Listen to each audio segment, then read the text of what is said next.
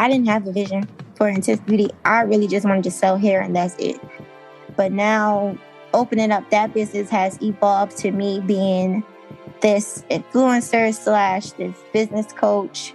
And maybe I'll become something else, some motivational speaker, or, you have to be consistent. Now that you have this dream, you have to keep figuring out ways to make it a reality. You got to show up. You got to do the work. You got to plan out. You got to be strategic. Every day you should be waking up doing something towards that dream. It's never ending what the possibility is. But if I never started Intense Beauty, I would be nothing. Hey, this is Material Girl, also known as Atiyah, and I am the CEO of Intense Beauty, and you are now listening to Dreams and Drive. This episode of Dreams and Drive is brought to you by McDonald's, proudly serving communities since 1965. McDonald's is more than just a place to get tasty, affordable food. It's an unofficial community center. I'm loving it. Hey, Dream Drivers, welcome to episode 285. Wow, it's been 285 episodes. Guys, 285 episodes of Dreams and Drive. Today, our guest is Atiyah McDaniels, who is the CEO and founder of Intense Beauty and a Boss Academy. And Atiyah is going to share you her journey of how she went from broke, inexperienced, and scared to building a 6-figure successful business, fully confident that she is capable of handling what's next for her. I'm really excited for you all to hear from Atiyah. And as you have been seeing over the past few episodes, I have a personal relationship and connection to Atiyah. She was actually one of my first marketing coaching clients back in 2016 when I first launched Dreams and Drive. I've watched her come up. I've watched her grow her business, and I'm super, super proud of where she is today. She's also a fellow mom like me. And Atiyah is going to take you guys on the road to success for her and all the things that she had to overcome to get to where she is today. Atiyah's story is one that is filled with you can if you are determined, right? And I think as dream drivers, a lot of us sometimes think, we don't know what we're doing. We never done this before. But putting in the work will always reap results. As I tell people when they say, hey, Raina, how did you get Dreams and Drive to where it is today? I say, when I started, I told myself, what would happen if I showed up for myself and released a new episode every week? That was my simple mission, and here we are over 285 episodes. So hearing Atiyah and how she thought, how she used her interest in fashion and hair to build a thriving empire for herself is one that I think will really inspire a lot of us to stop putting our dreams in park and put them in drive. If you enjoy this episode, please make sure you're following across social media. We are Dreams and Drive across the board, Facebook, Twitter, and Instagram. So make sure you're screenshotting and posting that you're listening to this episode. We really do appreciate it. And remember, if you want to join our weekly newsletter, The Keys, and get weekly updates from me via email, just go to dreamsanddrive.com/join. That's dreamsanddrive.com/join. And this week, guys, I want to give you a heads up. We're going to be having a Black Friday sale to clear out all that Dreams and Drive merchandise. So make sure you're on our email newsletter because that's who I'm going to tell first about the code so that you can be ready for Black Friday when it comes up. All right, let's hear from Atiyah. Hi, Raina. Thank you for having me. I am super excited to have you on the show. For the past few episodes, a lot of the guests that I've had on the show are people that I know in real life, right? And that we have our own history beyond having like a mutual friend, right? We've known each other for a long time. And you were actually one of my first, back in the day when I thought I wanted to do be a marketing coach. I think it was before I had Dreams and Drive, or maybe at the same time when Dreams and Drive was just starting. It was before, but then I think I'd started it during the time we started our sessions and stuff. You were my first marketing. I feel like you were my only marketing client. I think we had a 12-week program, and I came to your house every Saturday, right? Yeah, but you came over, you did it in person, and you taught me basically everything at the beginning. I didn't know nothing, so you actually taught me. Yeah, I remember. And it's just so funny because like I don't do that stuff now, but it really does show like how your dream can evolve. And sometimes you have to start out doing one thing, right? And it leads to another and kind of leads to what you're doing now, right? It sure does. So let's go to the beginning of the Material Girl, aka Atiyah, right? The beginning of your story. I love to kind of start our interviews going back in time, right? Um, Talk to me about what was inspiring young Atiyah. Like, what was your dream as a child growing up? Well, my dream, I didn't really have any dreams, really. I didn't know what I wanted to do. So growing up, my mom was really like, what's the word? Like she was really active inside of, my decisions. So she made all of my decisions. Let's just put it like that. Even as a And kid, like you ain't have yeah, no.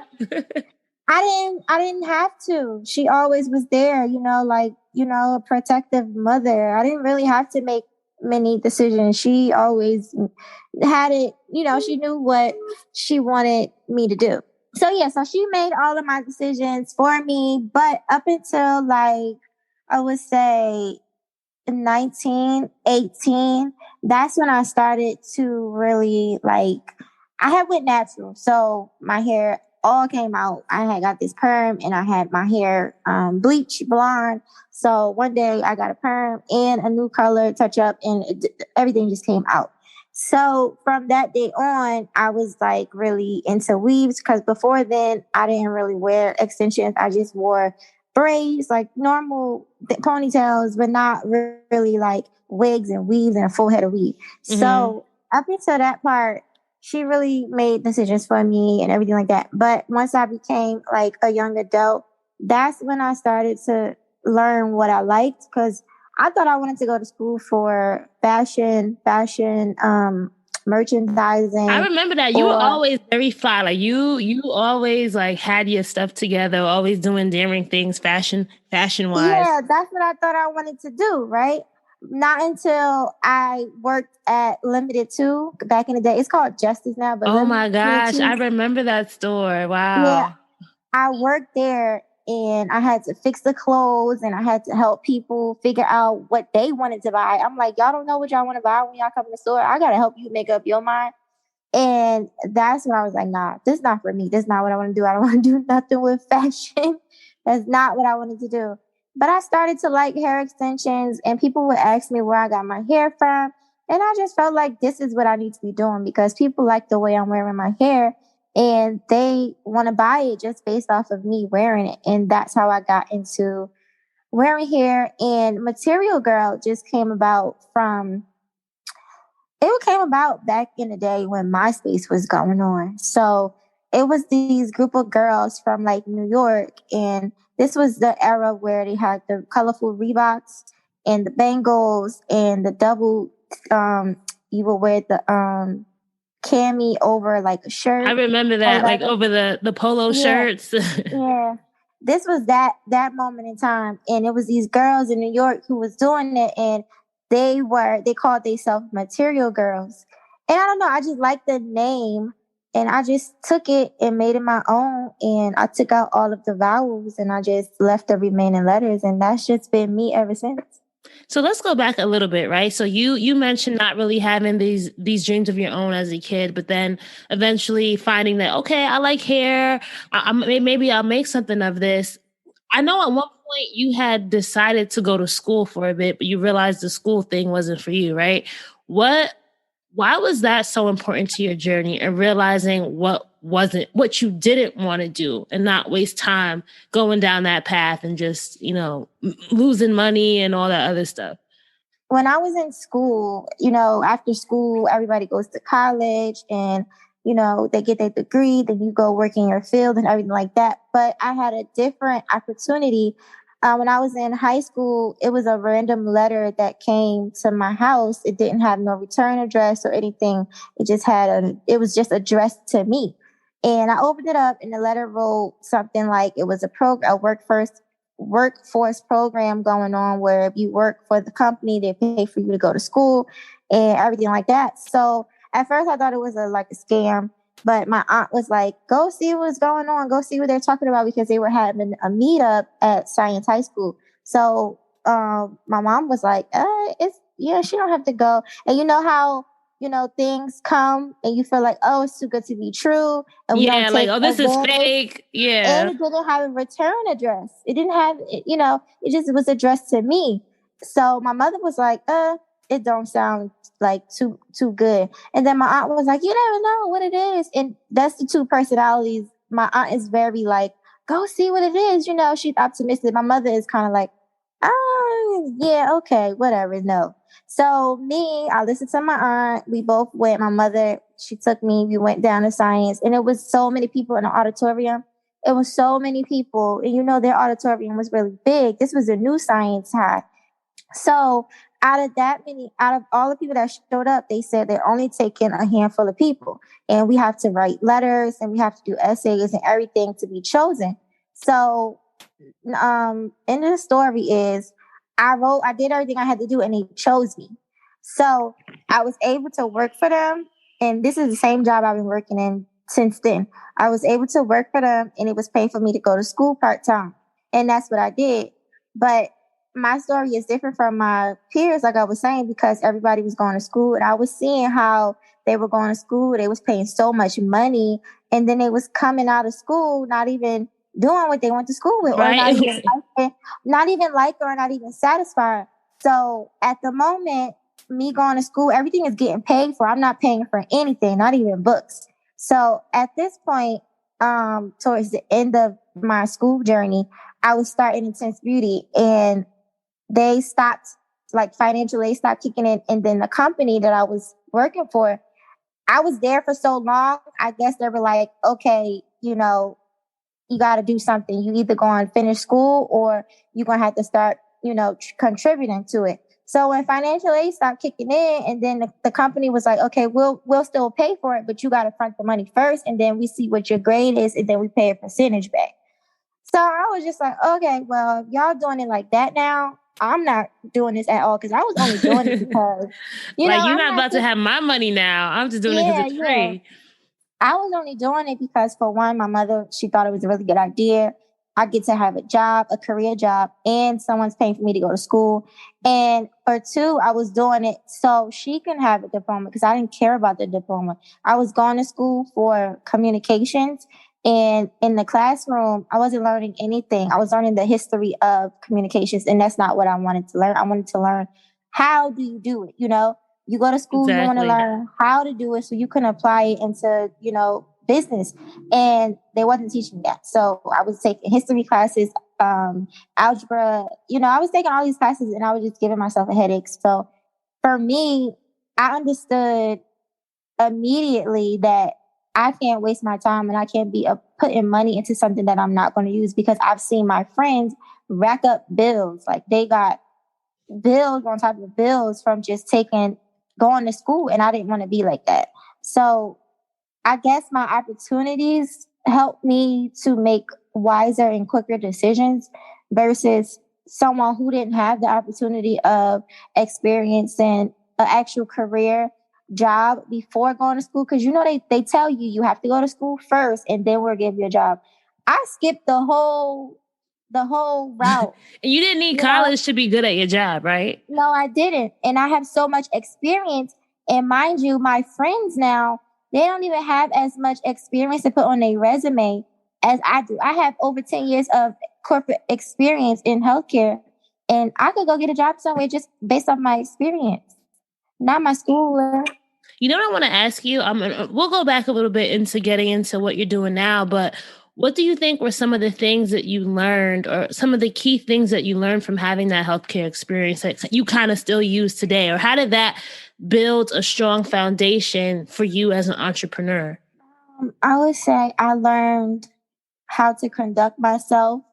I learned how to interact with people older than me. I learned communication skills. Basically, that's really, really all it taught me. It taught me that, and I learned that this is it. Like, we are programmed to think like, okay, once we go to school and this and that, we get the degree, then we go to the job And now we get to live this really like, this life. And me being in the job first, I learned that it's really not worth the hype. Like, I learned that I have to use my time wisely, because once I'm in this position, people at my job been working there for over 50 years. Like, they're working till they're 65. Wow. And it's kind of like, I had somebody in my job who was 80 years old still working. So it's like, this is it. This is what we, what we looking towards. And it's kind of like, I learned that time is valuable working at that job, because people be in positions, in the same position, doing the same routine. I learned that I don't want to do the same routine every day. You go to work, you start at 8, lunch at 12, come back, do the same thing. You leave at 4. I learned that this is not me. I feel you. I feel you on that. So then talk to us a little bit about, when did you start getting the idea, or start, saying, all right, maybe I could do my own thing. Maybe I could take what, other people always compliment me in my hair. Why don't I make something of this and make it my own? Like, talk to me about those beginning days of Intense Beauty.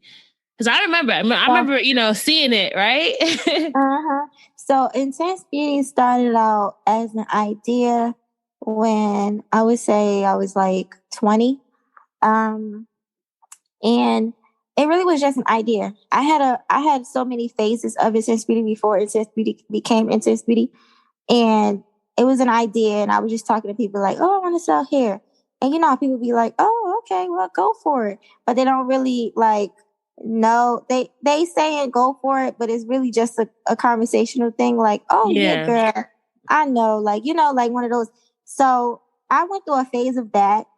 And then I would say in the midst of like 2 years, I went through a phase of, okay, let me research and let me try to figure out how to do it. And then it was a third phase where I actually started putting stuff together, started putting action behind my research. And then it was a fourth phase where I actually launched it. And Intense Beauty wasn't always called Intense Beauty. Intense Beauty had so many different names before I came to Intense Beauty. You always knew you wanted to sell hair though, right? Like that was... I didn't know I wanted to sell hair until I was like 20. So until I started wearing hair extensions and people started asking me about it. But before then, remember I said I wanted to do fashion. I always wanted to do fashion. In high school, I wanted to do fashion. So hair didn't come about until after high school, when people started recognizing me for my hair. Even in high school, funny thing you saying that, now that I think about it, I got a new hairstyle every month. It was like, automatic. She would always say, well, what you getting next month? And now I think about it, like every 30 days, that's a lot. I don't change my hair like that as I did back then. But yeah, so it was kind of like maybe hair was my thing and I didn't know. So you know what is also, I think, so amazing about your story is, it's not like you come from a family where people were selling hair, right? Like you really had to figure it all out from the bottom up, and there were a lot of trials and errors. What were some of those beginning things, if you can remember, right? Like what were the key things that you did in the beginning to make sure you understood what you had to get done, right? Like the research part, because I know with hair, like it's not just something you just go to the store, buy hair, then resell it if you want to do it well, right? So what were those early days of building the brand like for you? I did have an aunt. She's a hairstylist. So she's been doing my hair since I've been born. That's the same aunt who told me to go down and see what the program was about. But yeah, she's still a hairstylist to this day. And she's been doing my hair since forever. So, but I never thought to ask her about doing hair. Like that never was my thing. I always used to just ask her to do my hair. So when it came about to me actually trying to figure it out, she only knew how to do hair. She didn't know the whole process of starting a business to sell hair, because doing hair and selling hair is two different sides of the business. One, you're giving a service, and another one is actual retail business. So when it came to me researching, the process really was just researching like hair vendors and with different kinds of hair, because there's different kinds of hair out there. You have, your raw hair, you have your virgin hair, you have the processed hair, you have all these different kinds of hair. And the hair that they sell at the beauty supply store is the lowest quality of hair ever. And now that I think about it, that's the hair that I used to wear constantly. And it just, from now to I've evolved. Like, you evolve in life, and when you know better, you do better. So the process was really just me searching the whole technical aspect as far as business goes, the foundation, criteria, what's needed, do I need a license, and everything like that. And that's really how that went. Once I figured out I didn't need a license to sell hair, oh, it was just smooth selling. I was like, okay, I'm about to do this. But at one point, I was trying to go to hair school. I looked into going to hair school, and I looked into trying to get financial aid because hair school is expensive.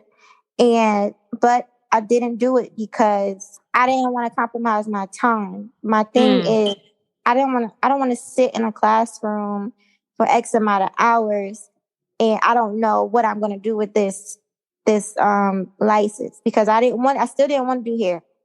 I just because if you want to open a salon, you need a license. Somebody in the salon has to be licensed if they own it. And that is what I wanted to get the license for. But at this point, I don't want to open a salon anymore. So I'm thankful that I didn't do it. So let's talk about, so I remember that you had to then figure out, right, you understand like the hair, you're understanding what you want to do. You had a date that you wanted to launch by, right? But then I know the biggest thing for you was marketing it. Because the thing is, you could have a business, but do you actually want customers, right? What were some of the key things that you learned in the beginning of launching Intense Beauty about what it takes to actually build a brand? Because I think a lot of people listening, they have ideas. They think it's a good idea, but they don't actually know what goes into the brand building process, right? What were some key things that you took away from those early days of building your brand? This ties into your help. In the beginning, I thought like I could just start out, put my business out there, and then people would just buy, right? But then you came and you taught me. You was like, no, girl, you need to get people on your email list. You need to get emails so that way you can start emailing them. You made an ebook. Remember that? I remember that. Yeah. So to get customers and to get my brand out there, you told me I should come up with an ebook idea. And I was like, well, what am I going to write about in the ebook? And then I don't know how we came to the topic, but I wrote about how I got my hair to grow down my back. And that is what my ebook was about. It was about tips. That's my first book. It's not on my website right now because back then I did other things and I don't do those things anymore. So I don't want to, it's not up to date. So, but the book was about what the things, the tricks, the tips and tricks that I did to grow my hair down my back. And I would tell people that if they wanted a copy of the book, they just need to drop their email. And I think we had a coming soon page for Intense Beauty. A splash page, something, right? Like, because you were getting, you know what it was too? You were getting your website built out. I think I was helping you with the copy for your website and figuring out like your brand positioning, all that stuff. And that helped me. That helped me a lot. And that's how I got a lot of people on my email list. And that's how I was able to actually start the business with people already anticipating Intense Beauty. And that's what I teach now other people to do. So now you've inspired me to teach other people. And the program I call it is a Boss Academy, where I teach all of this stuff now to people. So look how, right? It's like how, and it's funny because I don't even do that. And it's something that people always tell me, girl, you should have wrote your own ebook. And I'm like, maybe I could have, but maybe one day, because there are even things with building dreams and drive that I've learned. But you know what I really admired about you, Atiyah, that I want to tell you right now is whenever we had our little weekly sessions, right, and we would sit down, I would give you homework. I think it's so funny now thinking about it, right? You always did it. Like, you always did it. Or you used to come back to me and like, oh, I found this like website that I could use to make like to deliver the ebooks or to make it into like a magazine. I'm very like, people think you get information and that's it. It's like, no, you got to sit down. You got to do the work. I've always been the type to do the work, and I overachieve sometimes. Like you said, I'll go back and I'll find different things and I bring it back to you. And you probably was like, oh, I never heard of that before. But yeah, like, oh, we can make it a digital magazine. I'm like, I never heard of this program, right? So I always do the work. But I feel like that's what I think separates people who are just dreamers versus the doers is you really do have to be willing to commit yourself to putting in the work. And also investing in yourself. Maybe that's something we can talk about, because building a brand isn't free, It's right? not free. And like I even say, like, thank you for believing in me. Like, you used to pay me every week, right? I think I paid you like what, like $900? I think it was like $75 a week for, like, I forgot how many sessions we had, like but like it was something, $900. right? And this is me starting out. I ain't have nothing. And you believed in me. And it's funny, right? It's like here I was starting out, you starting out, but I feel like that's also a good tip is you don't always have to get like the big boss people, these name brand people. It's people I'm happy on your you level. said that, because the big bosses, they give you not enough time. Like if you start out with somebody who's just starting out and they're like really invested in helping you, because the big bosses aren't always invested in helping you. They're too big. They have other things to focus on than to help you. And it's not no slight or anything like that. It's just that they have a lot on their plate. So the smaller people who are up and coming, they have more time and they give more value because they're more invested in helping you. And a lot of people don't understand that. You get more for your money when you work for somebody, you work with somebody who has more time, you know?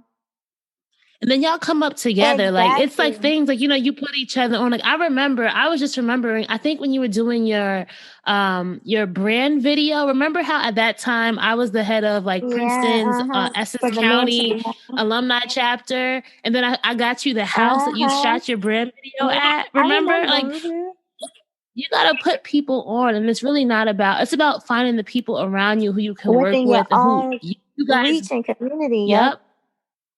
You both want to succeed. And by me working with you, all right, now I have like a success story. Hey, one of my clients now does this, and you have somebody who was willing to work with you, and helping you put that dream into motion. During this time though, Atiyah, were you ever nervous? Like, did you ever doubt that, okay, this may not work out, or what am I doing? Never. How did you become, or why do you think you never doubted it? Because that's big, right? A lot of people can spend a lot of time in doubt and fear. I never doubted it because I know I'm passionate about what I want to do. And it's because I don't see an end. So even if something doesn't work, there's a different route I could take. I never doubted that something would not work. It's just a matter of figuring out which way to go to reach it. So I don't have any doubts. I don't have any fears. Not until I went on this trip on Sunday that I had my first panic attack where I felt fear. I've never felt fear on this journey at all. Mm-hmm. But I was on a plane. I was in the air, and mind you, I was sleeping. Right, I was sleep. I had boarded the plane already. We was in the air probably for about an hour, and I was asleep immediately. Every time I go on a flight, I go to sleep. I don't have to take anything. I just fall asleep, and so it woke me up out of my sleep. And when I woke up, I was like hot. It was like a hot flash went through me. My hands were sweating. Wow. And I felt so sick. I felt claustrophobic. It was a packed flight. I felt claustrophobic. I had on a jacket and a hoodie. I just felt like my legs was heavy. So I tapped the man next to me because I'm sitting by the window. So I tapped the man next to me and I say, I have to get out of this seat. Like I have to. He like, okay. So he lets me out. I walk to the bathroom, but as I'm walking down the aisle to the bathroom, I'm holding on. I'm wobbling. Like, I just feel like I'm about to faint or something is not right. I felt so nervous. So as I'm in the bathroom, I'm like, what's going on? Like, I fly all the time. I don't never get nervous or anything like that. I'm like, what is that? I had a drink earlier on the flight and I'm like, was it the drink? Like, what's going on? So as I'm in the bathroom, I'm talking to myself and I'm just like, what is going on? Why am I so nervous? And it then dawns on me that this is a fear of, am I doing the right thing? Am I going the right places? Because this is a business trip, mind you. So I'm on this trip by myself. And this is the first time I ever feared my journey. And I'm up in the air. So this is like God saying, like, you going to fly or what you going to do? You going to go back? I could land this plane right now. You ain't going to go where you need to go. So it was kind of like, I just had to pull myself together and just go back to my seat and say, okay, I got this. I'm going to fly. I'm going to do what I got to do. It's nothing else I can't do. I've come too far, right? I've come too far in my journey. I've come too far. I'm already 30,000 feet in the air. It's nothing you could do but just go back to your seat and know that everything's going to be okay. And it's no need to fear anything because you've come this far and you haven't felt any fear. So it's no need to fear anything. And when I went back to my seat, I was fine. I didn't throw up. I didn't anything. I just needed a moment, I guess, to actually tell myself, like, everything is good. Like, you've come this far. You've got yourself this far. You've built up your whole everything this far. Everything's going to be good. And then guess what? I fell right back to sleep. As you guys know, this episode of Dreams and Drive is brought to you by McDonald's, proudly serving communities since 1965. And for me, McDonald's is more than just a place to get tasty, affordable food. It really is like an unofficial community center. One of the memories I have as a kid is having gone to McDonald's birthday party at some point in my life, right? I remember being like 6, 7, and the biggest thing was if your friend was having a McDonald's birthday party, there were 2 things that were guaranteed. You were going to have a Happy Meal and you were going to get to play in that big play pit. I love being able to think back on those memories and just see how much McDonald's really has served as a community pillar for so many of us dream drivers. Beyond that, McDonald's has probably been the first job of someone that you know. It's been a pit stop destination on a family road trip that you can rely on. And this may be a little bit more new, but their Wi-Fi is always dependable. And as a dream driver, you know how important it is to have that dependable Wi-Fi, especially when you're eating in person and you want to get some work done. McDonald's, I'm loving it. Welcome to an aha moment along your dream driving journey. This aha episode of Dreams and Drive is brought to you by AHA. Before you ask, what are you talking about? Please allow me to explain. Our partner for today is AHA Sparkling Water, and I want to tell you a little bit more about the brand, but we're going to be using some of these AHA moments along the way to help you understand. AHA is a bold, sparkling water with a 2-in-1 flavor combination in every kahan. So some of your flavor combinations can include blueberry and pomegranate, lime and watermelon, or peach and honey. That peach and honey does sound good because I definitely love those 2 flavors. And some flavors like mahango and black tea are even caffeinated with caffeine. Look for AHA anywhere you buy sparkling water and get your hands on some today. You'll probably wonder how you ever lived without it, and I know it sounds too good to be true, but it's not. There's a good chance that you'll never want to drink any other sparkling water ever again.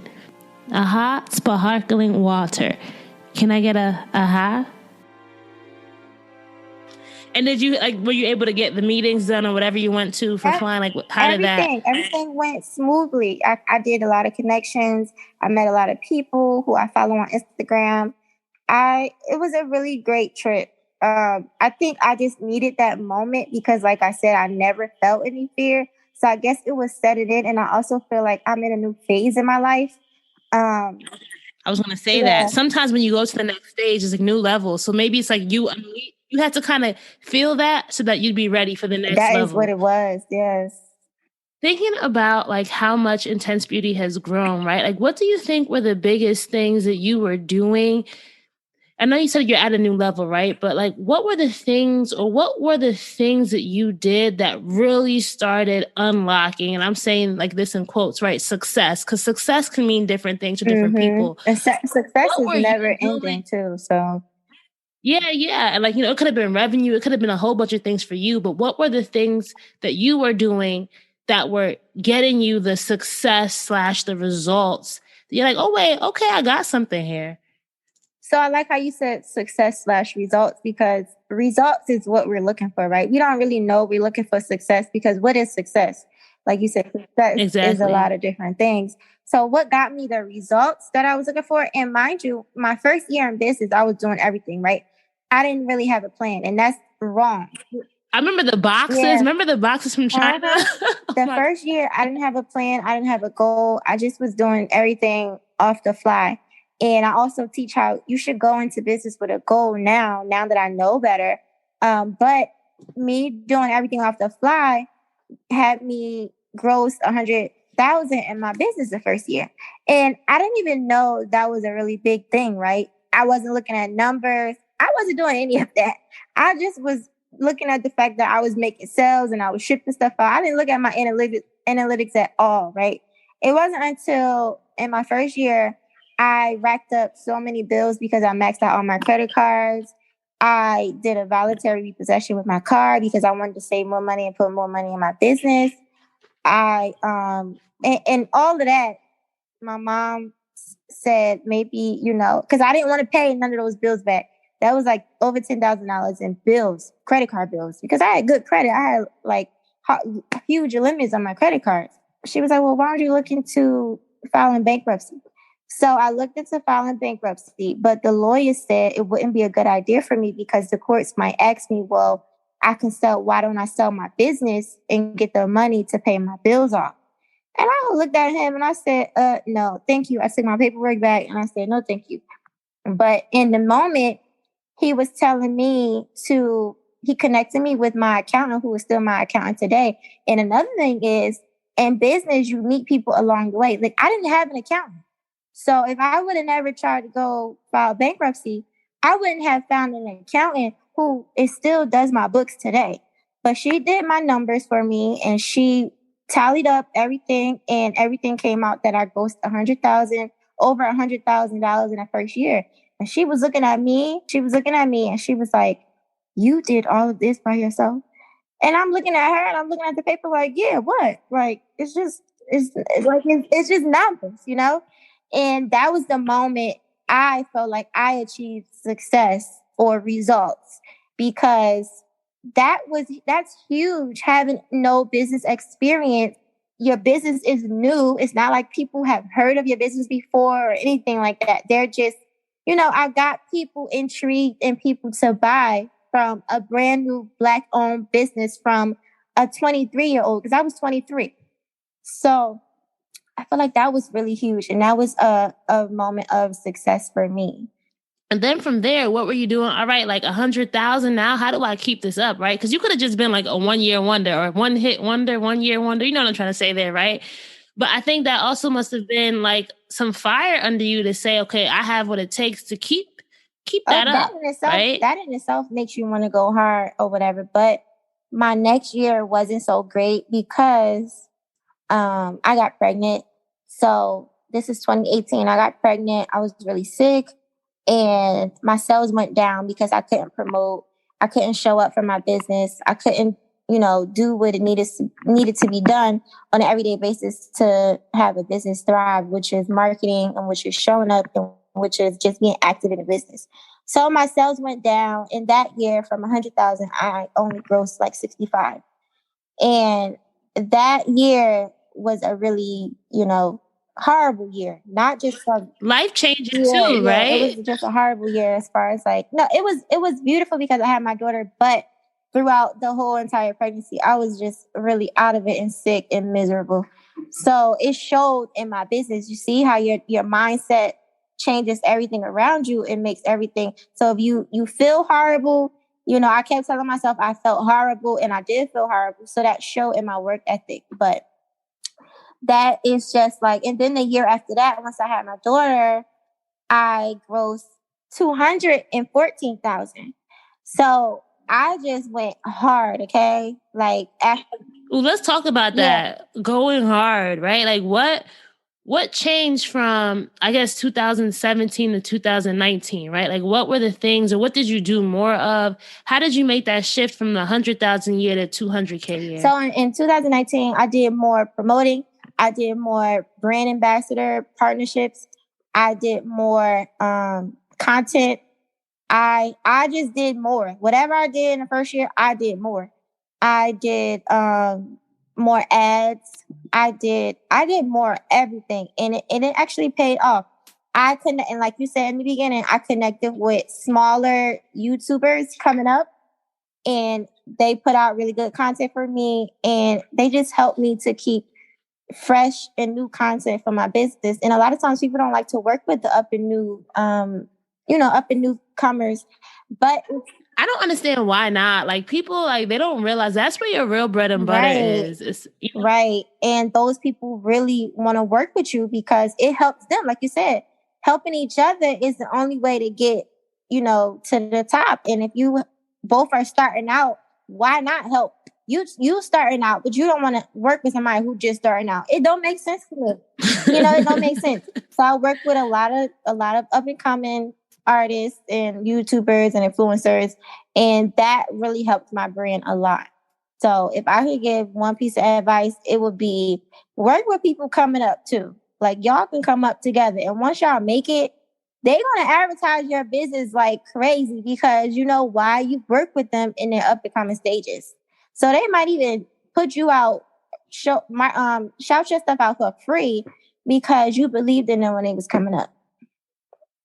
Exactly. And I always say, like, you never know where someone's going to be in 5 years. You never know where someone's going to be in 10 years. And that's why it's like, don't knock the person who's willing, even if someone, let's say people pitch you, right? And it's somebody who you may not necessarily have like the numbers that you need to work with, right? Whatever it is. Maybe there's other ways you can partner that it still can be mutually beneficial, but just the chance, just the fact that they reach out to you and they see you and they recognize you as somebody who's doing something, like don't lose sight of that. It's always ways that you could work or figure out how to make it work for both of y'all. You know what I mean? Exactly.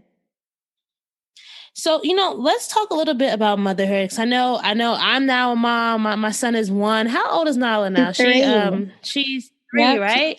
Listen, I'm like, this is really life-changing. I don't know about you, but that first year of postpartum, you're trying to refine yourself. You're trying to figure out where does baby fit, you know, along the bigger goal, the bigger vision.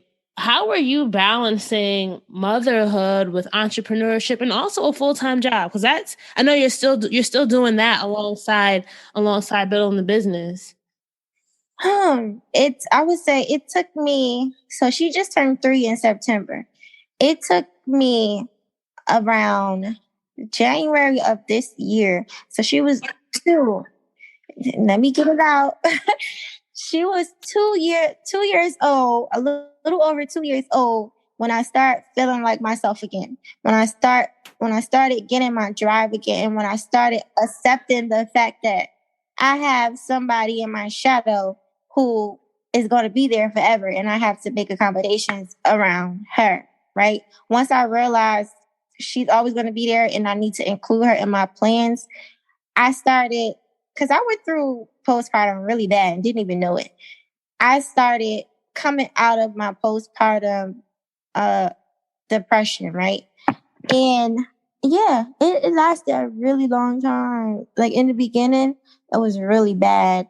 I was still doing my business and everything, but I wasn't putting in as much effort as I used to because I used to feel like I can't do it while she's around me. I used to feel like I need somebody to watch her so I can do what I need to do. And now I'll be like, she could be sitting right there next to me watching TV and I'll be on my laptop. Or if I have a meeting, I put her in the room, turn the TV on. I'll be like, Mommy gonna be right back. I just have to talk on the phone really quickly. She'd be like, okay. Like, you know, like now I'm getting comfortable and I know how to be a mom now, basically, and be a businesswoman. Because it's really an adjustment. And it takes time. You see how we think we can adjust to something. And people think once you pop out the baby, you know, you got it down pat. And it's like, no, I'm a human. You're like, no, I just had the baby. Now I got to adjust to actually having a baby that was inside of me who did everything that I did, who slept when I slept, who ate when I ate.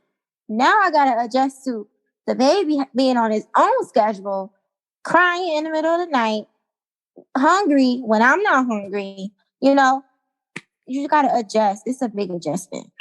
And it took 10 years. No, like, okay, so that gives me some hope, but also it's a little bit of fear. Like, wait, it's going to take me another year.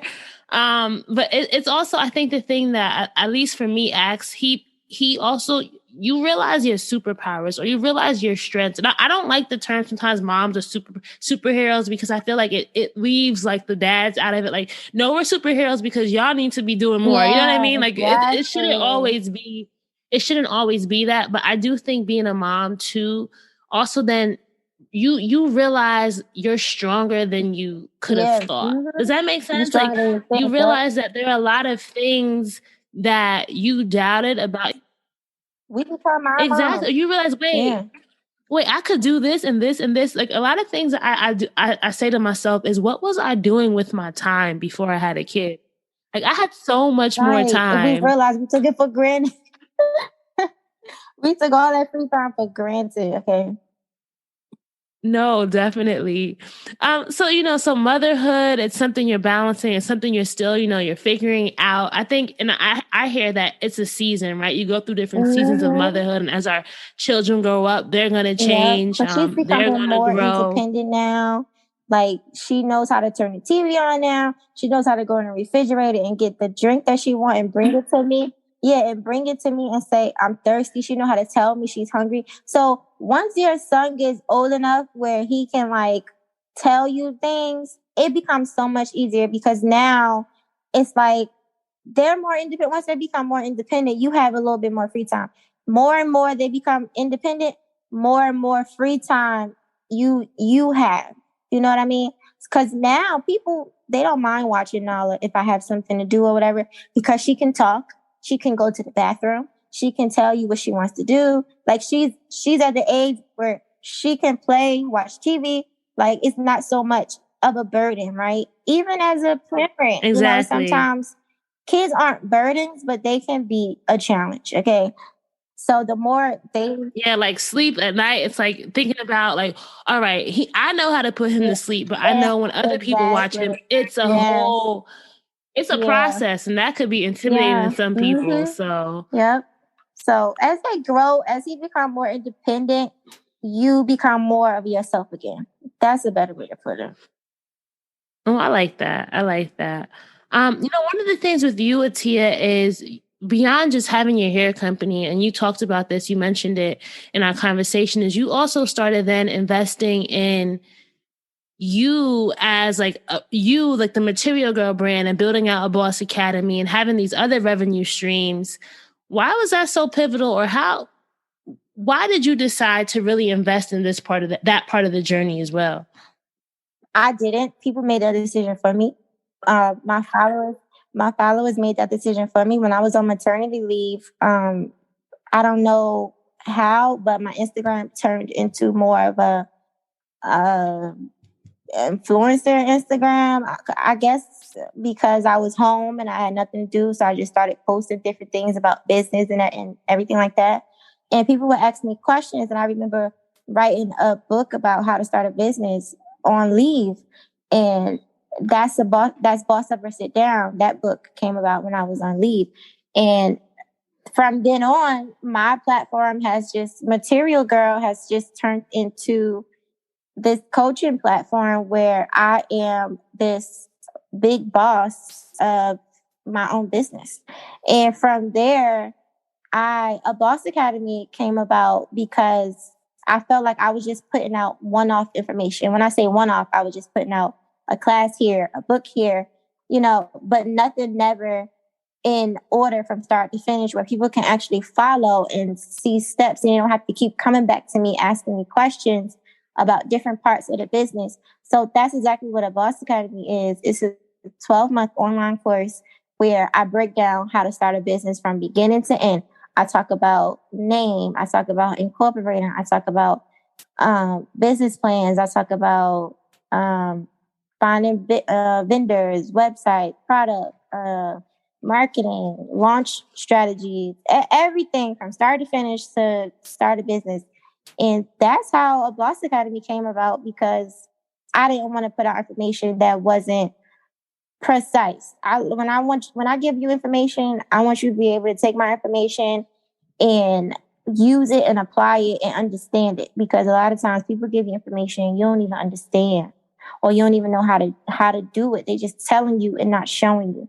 So that's what a Boss Academy is. I actually tell you and show you. Kudos to you for doing that. Like, you really are. I just love seeing, like, every time I'm wait, she got a new product. She really is out here, and you mentioned it, showing up for yourself, Yeah. right? And something else that I wrote down is the confidence, because you really do have to have confidence, or maybe you got to sometimes fake it till you make it, right? Like, if you don't have the confidence, what would you say to that person who is struggling with showing up for themselves and showing up for their business? I wouldn't say fake it till you make it, because if you're faking it, you ain't never gonna make it.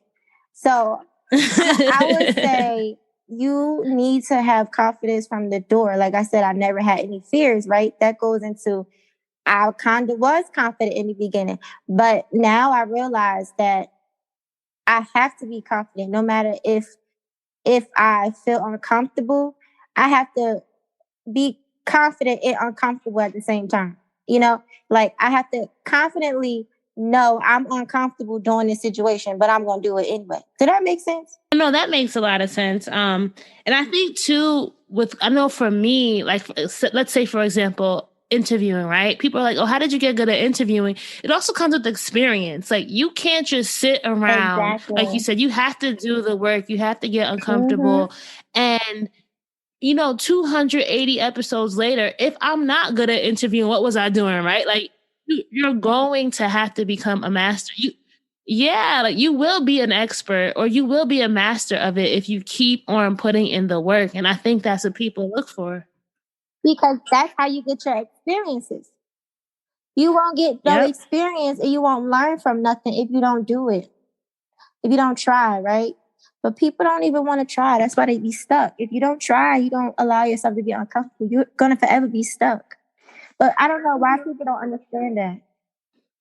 No, but I think some people need to be real with themselves about why they're really doing it, right? Like, do you really want to be an entrepreneur, or do you just want to do it want to because it's the new hype, social media, right? Yeah, or like maybe you could get a job that you actually like, that you could get a steady paycheck, and you'll be all right with that, right? But like, entrepreneurship isn't always right for everybody.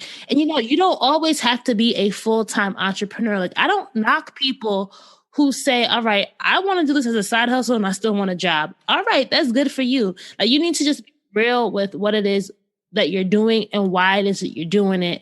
And I think that can help you figure out what's motivating you, because a lot of times people don't know what's really motivating them, what it is they really want.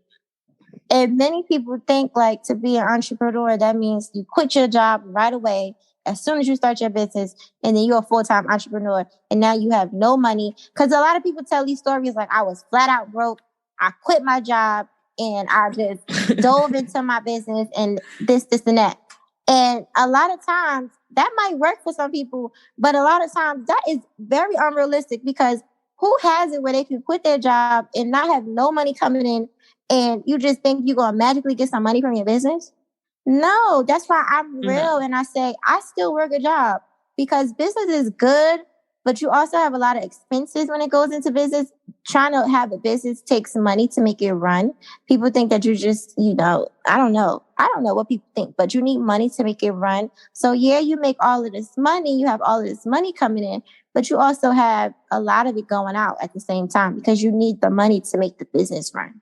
So exactly. And you have a child now too. It's like, there are other things that you got to think about. Like, of course you take risk as an entrepreneur, but there are some risks that you might not want to take. Like, okay, maybe healthcare is important to you, right? And depending upon your situation, maybe you need that job to have healthcare so that you can do other things and not have to put that money into having like independent healthcare, whatever it is. Statistically, they say if your business makes it over the 5-year mark, then you have a sustainable business. And this year I made 5 years. And this year was the year that I was able to hire a marketing team for Intense Beauty. So I no longer do the marketing. And that was major for me, because I've always wanted to hire somebody to work on that, but I didn't have the money, right?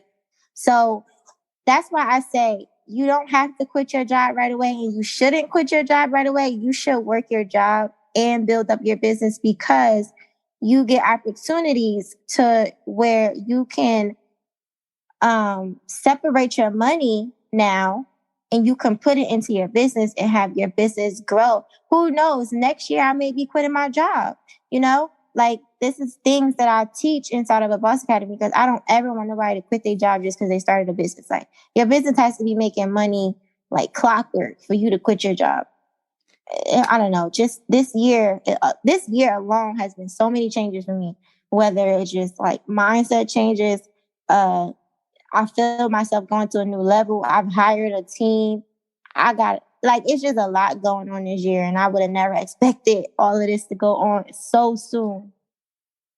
No, listen, girl, I feel like this conversation really just shows that like it truly is a journey, right? And every journey, like you can start, but sometimes you don't know where you'll end up. Like looking back at it 5 years ago when you launched Intense Beauty, like did you ever think that you'd be doing what you're doing today? Or like did you have a vision of where you'd be? Nope. And how do you think that pans out to what that vision was? I didn't have a vision for Intense Beauty. I really just wanted to sell hair, and that's it. I thought everything stopped at the business of Intense Beauty. I'm just going to sell hair. But now opening up that business has evolved to me being this influencer / this business coach. And maybe I'll become something else, some motivational speaker, or, it's never ending what the possibility is. But if I never started Intense Beauty, I would be nothing but a regular girl. I am still a regular girl, but just a regular member of society where I just wake up, go to work, and that's it.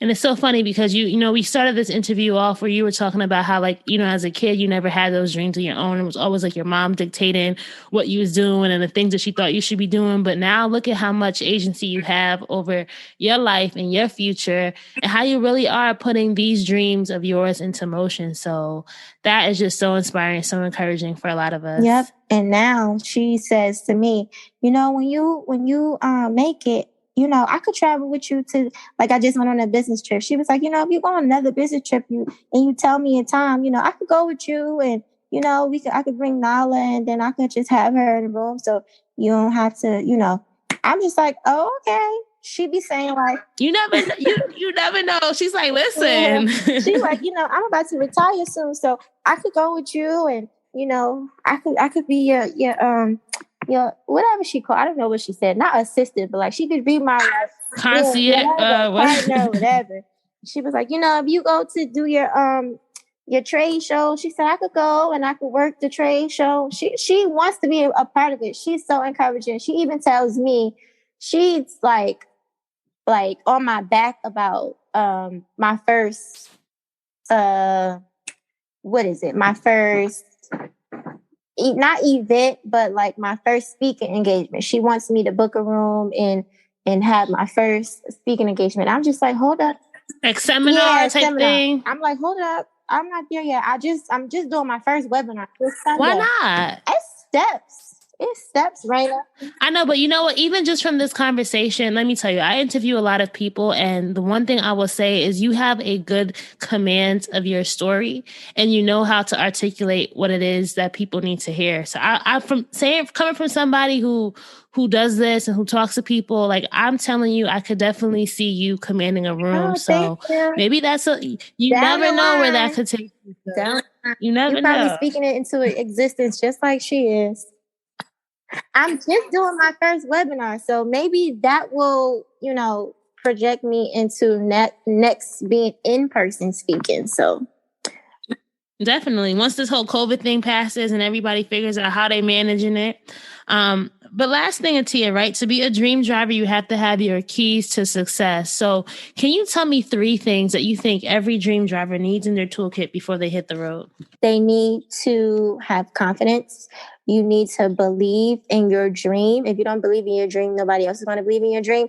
And it's so cliche, but as I'm going through my journey, that is the mandatory factor of any dream, any goal. You have to believe in it, right? Number 2, you have to have confidence and believe in it. That's number 1.